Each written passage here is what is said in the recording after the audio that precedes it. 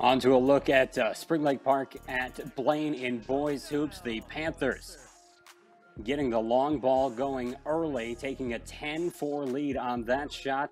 Blaine getting back into the action, trying to continue their strong shooting from the outside, nailing that look as well.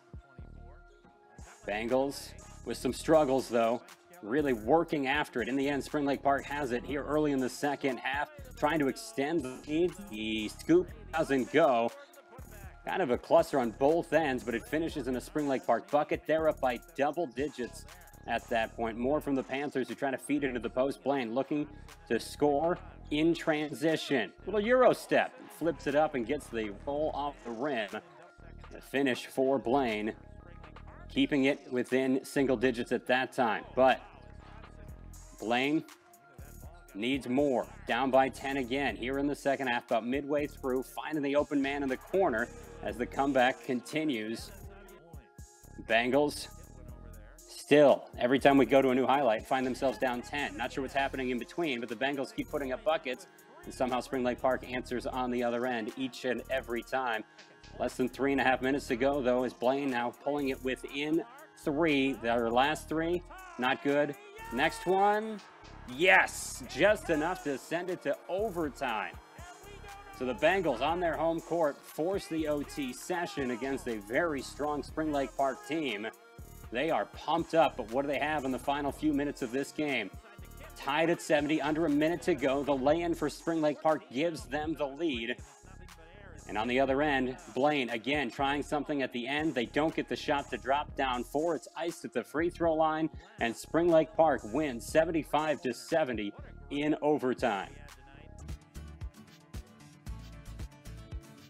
Look at the standings as we get close to the postseason there as well. Spring Lake Park flipping the standings from what we saw on the hockey side. The boys, the tops among our 3 teams, finishing 8 and 5.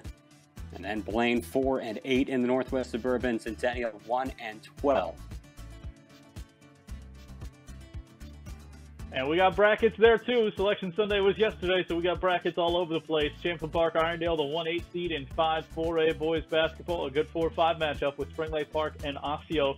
Like that Spring Lake Park team, like John mentioned, that's a strong season that they are off to. Park Center, Roseville, that's the 3-6. Centennial in as the 7 seed, and they'll take on Mounds View. So they avoid Champlin Park there in a potential first round, but Mounds View will be a lot to handle there in 5-4A. What about 7-4A, John? Well, what about it? Oh, Andover got the bye as the number 1 seed, sure. But then Blaine and Coon Rapids are meeting up in the 4-5. Forest Lake at 3 will take on Cambridge Ice Santee. And Duluth East is the 2 seed against number 7, Anoka. All of those quarterfinal round matchups starting on Saturday.